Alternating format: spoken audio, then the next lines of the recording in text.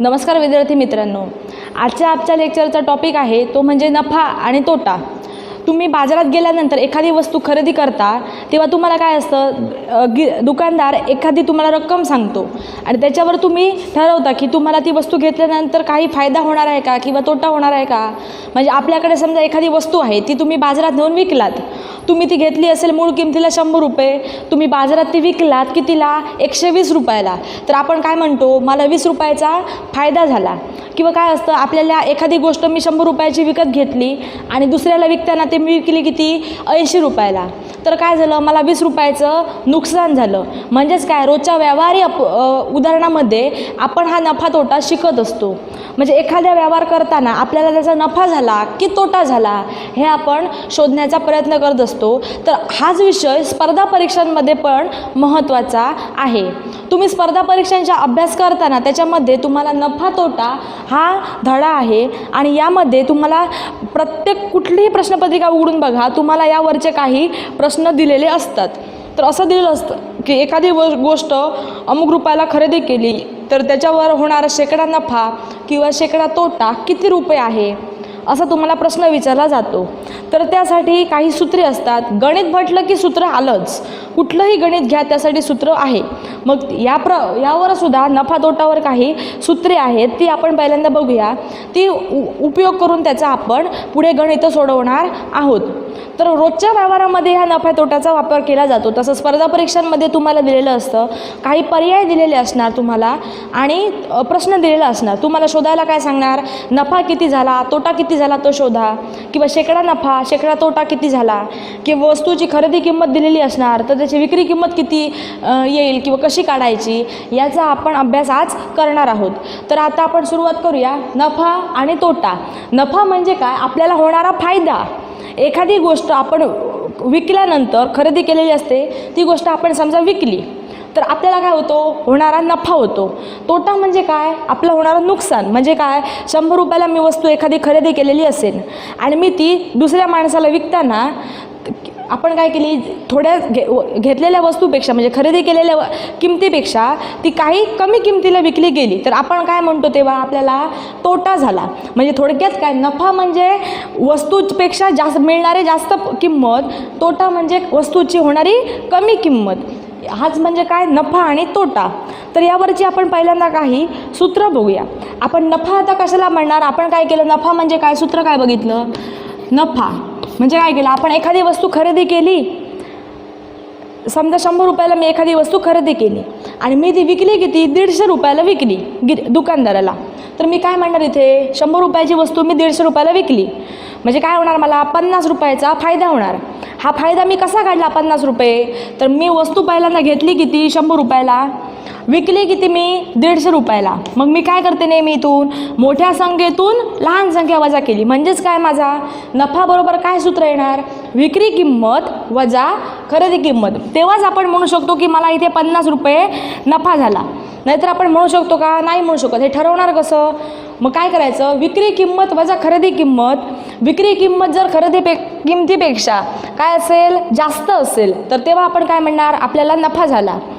तसंच विक्री किंमत जर खरेदी किंमतीपेक्षा काय असेल, कमी असेल, तर आपण काय म्हणणार, तेव्हा तोटा झाला। बरोबर, म्हणजेच काय, खरेदी किंमत वजा विक्री किंमत बरोबर आपला काय येतो, तोटा येतो। आणि विक्री किंमत वजा खरेदी किंमत म्हणजे आपला काय येतो, नफा येतो।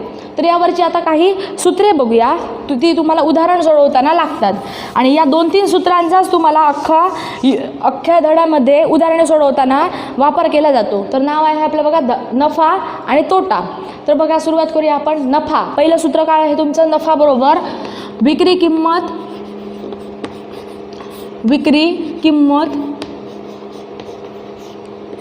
वजा खरेदी किंमत।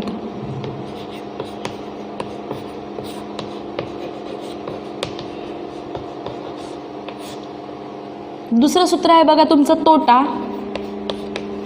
तोटा बरोबर काय येणार, खरेदी किंमत वजा विक्री किंमत। तोटा बरोबर काय येणार बघा, खरेदी किंमत वजा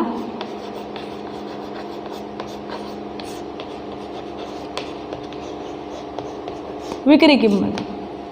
आता आपल्याला बघा काही वेळा काय काढायचं असतं, शेकडा नफा, शेकडा तोटा. शेकडा म्हणजे किती? 100. जुन्या काळात जेव्हा मोजमापनाच्या पद्धती होता तेव्हा काय म्हणायचे? 100ला शेकडा म्हणायचे. तसंच शेकडा नफा, शेकडा तोटा म्हणजे काय आपण बघूया. शेकडा नफा आपण कसा काढायचा बघूया. शेकडा नफा, शेकडा नफा बरोबर काय करायचं? एकूण नफा, शेकडा नफा बरोबर काय येणार? एकूण नफा छेद खरेदी किंमत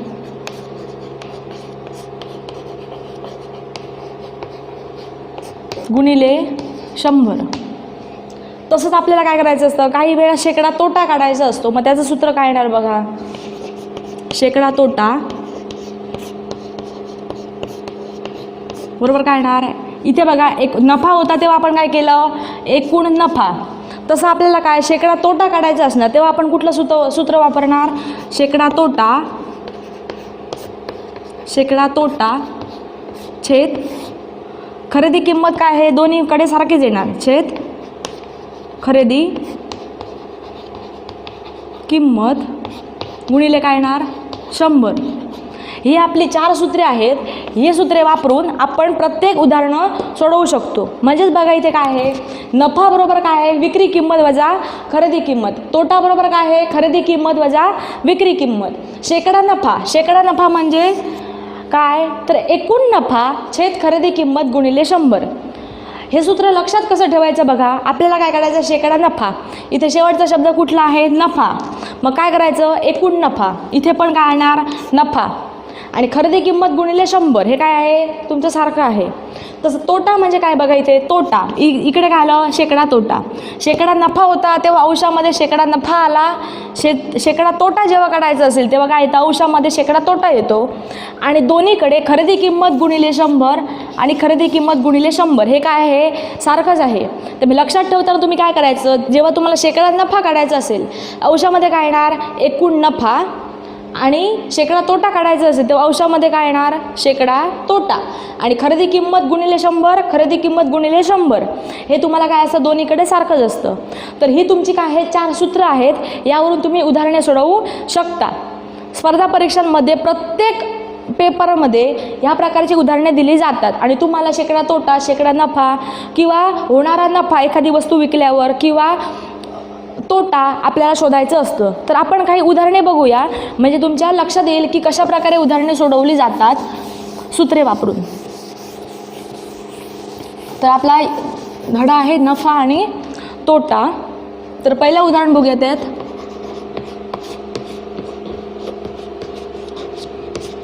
पहिलं उदाहरण काय दिलं बघा. 600 रुपयाची वस्तू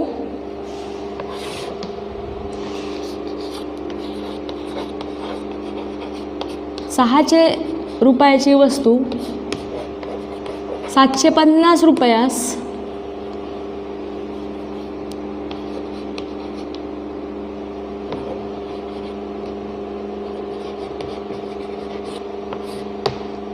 विकली असता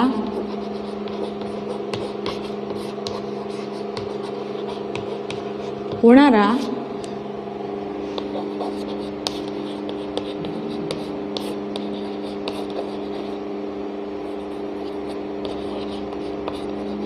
शेकडा नफा किती? आपला काय प्रश्न आहे बघा. 650 रुपयाची वस्तू 750 रुपयाला विकली असता होणारा शेकडा नफा किती होईल? तर आपण सूत्र काय बघितलं बघा. आपल्याला काय करायचं आहे? शेकडा नफा. मग शेकडा नफा बरोबर आपण काय सूत्र बघितलं? एकूण नफा. शेकडा नफा बरोबर काय बघितलं? एकूण नफा छेद खरेदी किंमत गुणिले 100. तर नफा कसा काढतात? नफा बरोबर विक्री किंमत वजा खरेदी किंमत. मग आता इथे आपण बघूया.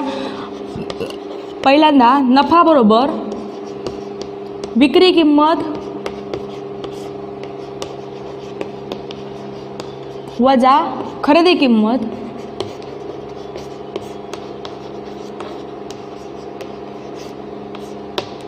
आता इथे आपली विक्री किंमत काय आहे बघा, 600 रुपयाची वस्तू मी किती 750 रुपयाला विकली.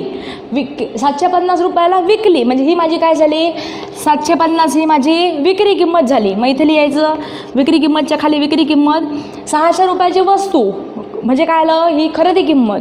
600 रुपयाची वस्तू म्हणजे इथे काय आलं, 600 रुपये ही खरेदी किंमत. वजाबाकी करा दोघांची, काय येणार 750 वजा 600 150. आपल्याला काय झाला, नफा किती रुपयाचा झाला, 150 रुपयाचा. हा आपल्याला काय मिळाला, आता नफा मिळाला. आपल्याला काय विचारलं, शेकडा नफा किती. मग शेकडा नफा काढण्यासाठी काय सूत्र आहे बघा, शेकडा नफा बरोबर काय आहे, एकूण नफा छेद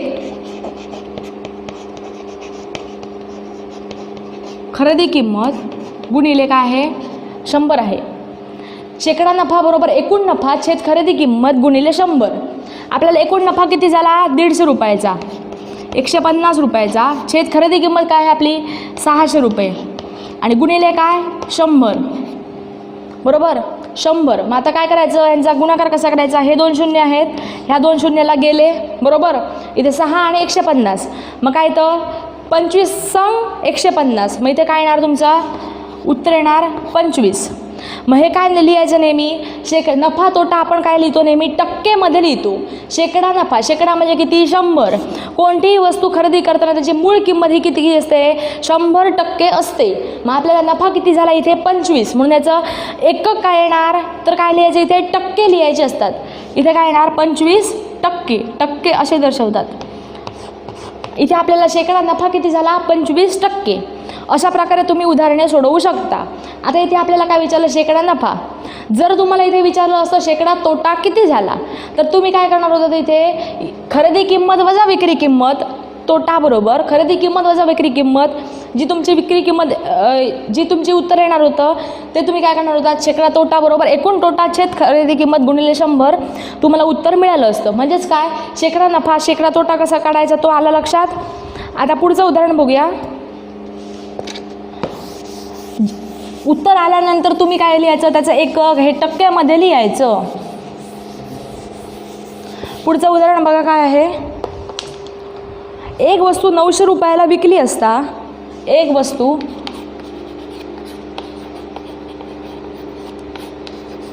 900 रुपयाला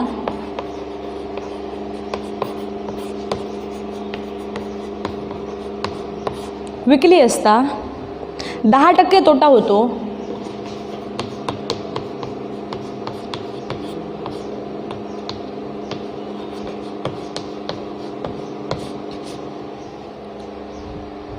तर खरेदी किंमत किती.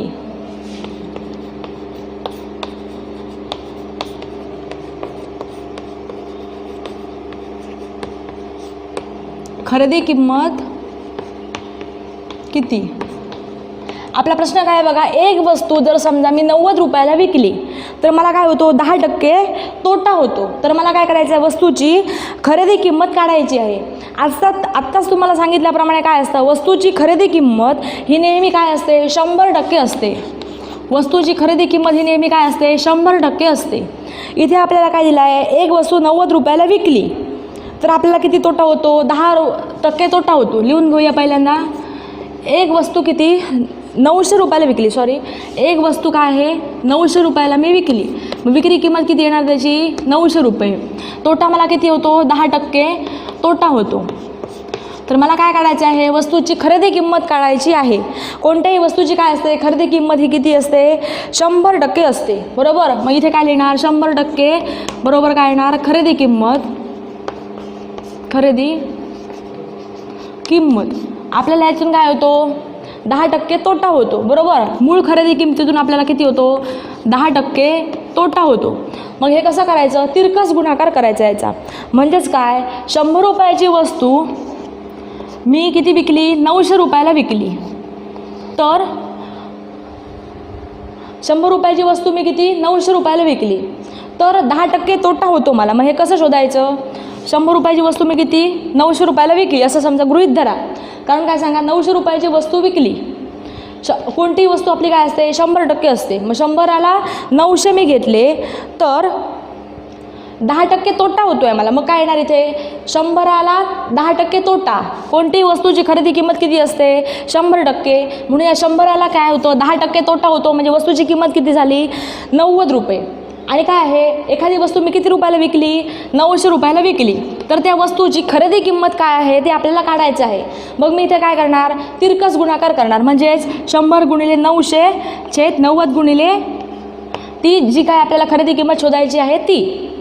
इथे मी काय केलं आलं लक्षात एखाद्या वस्तूची कोणतीही खरेदी किंमत ही मूळ काय असते 100 रुपये असते. आपल्याला काय दिलं इथे 900 रुपयाला ती वस्तू मी विकली तेव्हा मला काय झालं 10% तोटा झाला. 100मधून मी 10% वजा केले किती मिळाले मला 90%. बरोबर. मग मी इथे काय केलं 900 रुपयाची वस्तू 10%ने विकली तर मला खरेदी किंमत शोधायची आहे. मग यासाठी आपण काय म्हणूया ही खरेदी किंमत 900 रुपये. बरोबर. मग आपल्याला हे खरेदी किंमत शोधण्यासाठी काय करावं लागणार तिरकस गुणाकार. मग इथे बघा कसं करायचं 100 गुणिले 900 छेद काय येणार 90 येणार.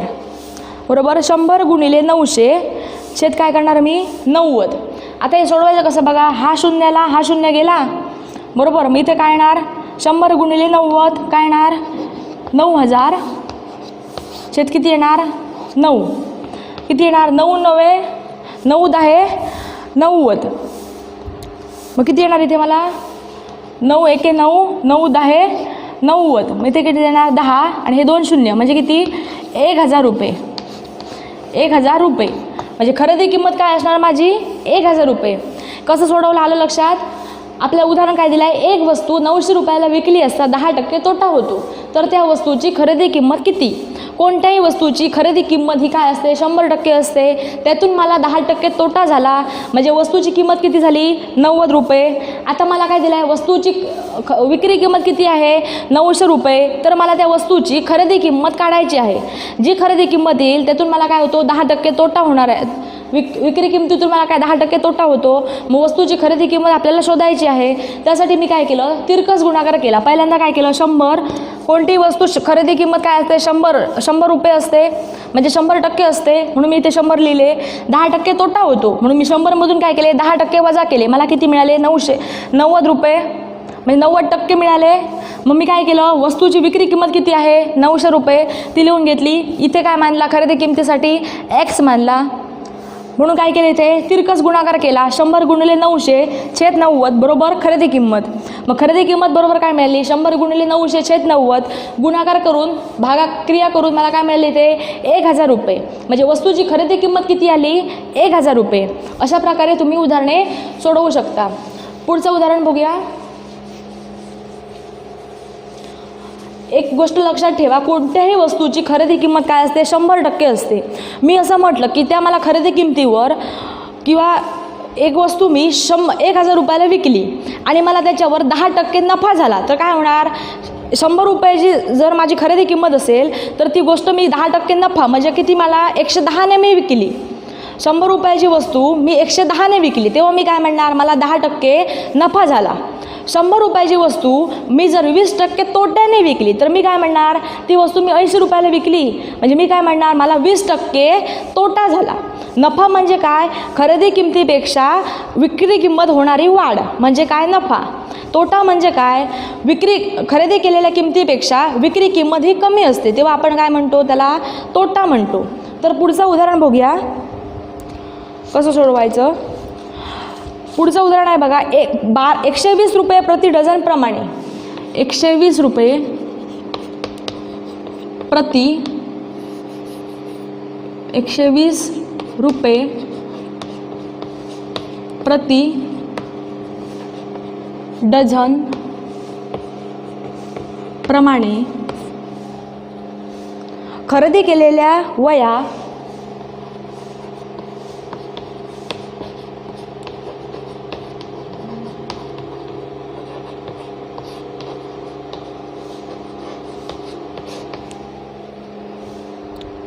प्रति एक वही 12 रुपये प्रमाणे विकल्यास 120 रुपये डझन प्रमाणे मी खरेदी केलेल्या वह्या आहेत आणि त्या एक वही 12 रुपये प्रमाणे विकली. वह्या ₹1 एक वही ₹12 प्रमाणे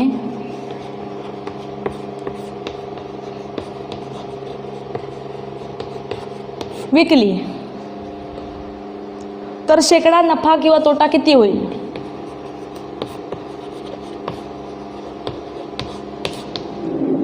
विकली तर शेकडा काय नफा किती रुपये होईल?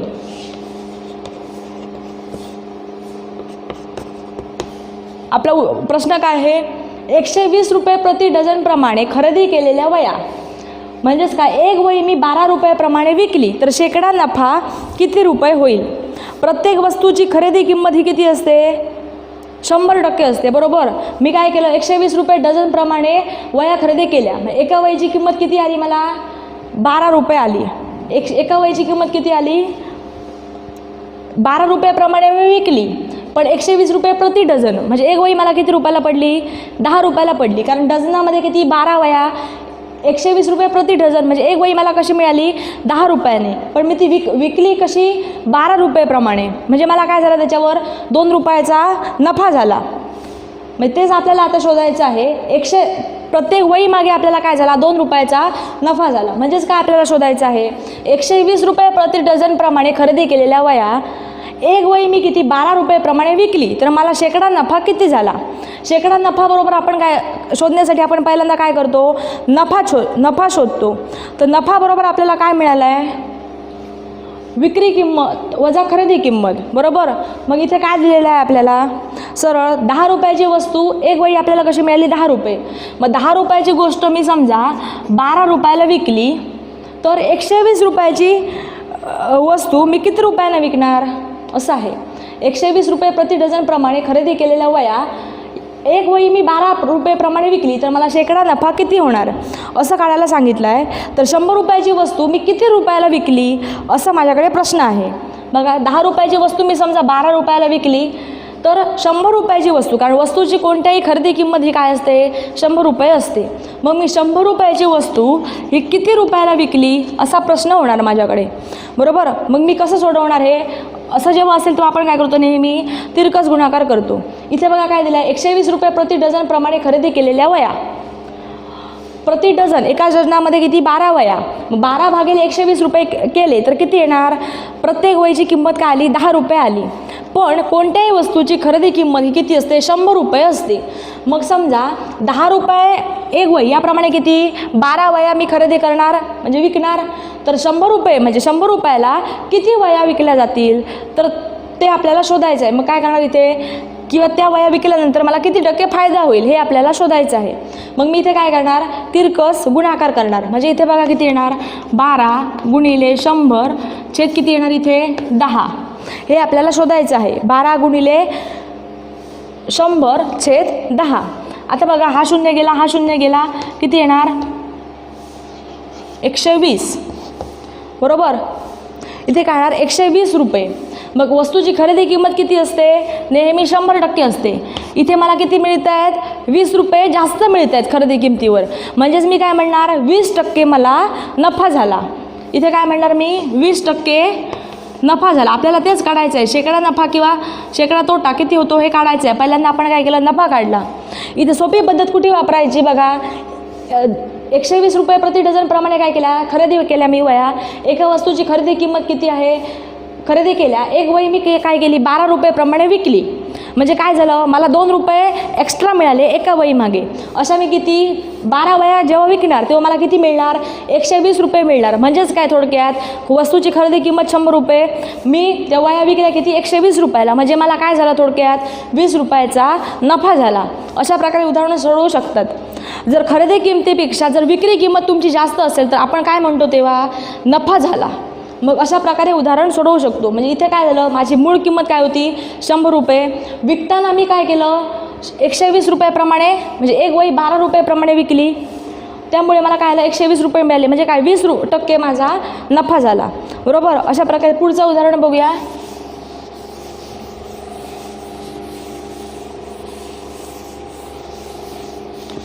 पुढचं उदाहरण काय आहे? एका वस्तूची किंमत आज 10% कमी केली. एका वस्तूची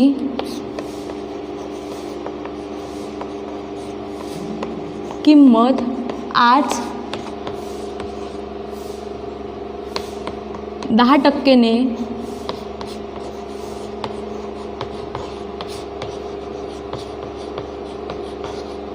कमी केली व एका वस्तूची किंमत आज 10% कमी केली व उद्या 10% वाढवली व उद्या 10%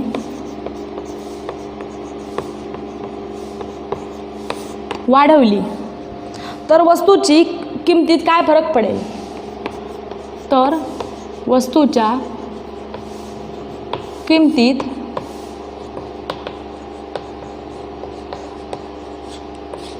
काय फरक पडेल?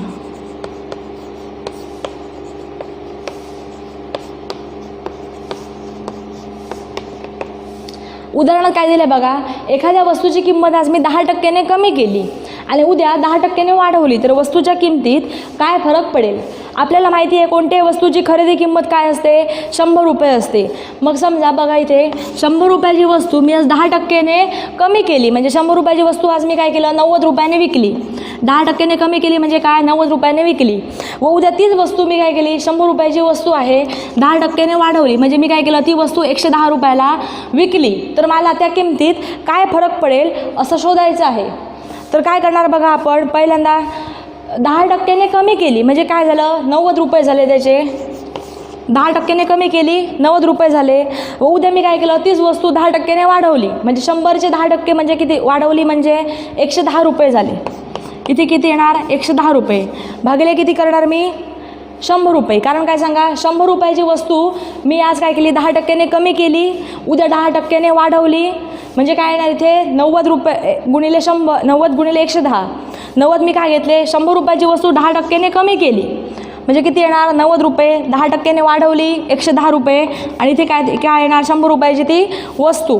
म्हणून इथे काय येणार हे सोडवणार कसं मी, हा शून्याला हा शून्य गेला, हा शून्याला हा शून्य गेला, म्हणजे इथे किती येणार 99 रुपये.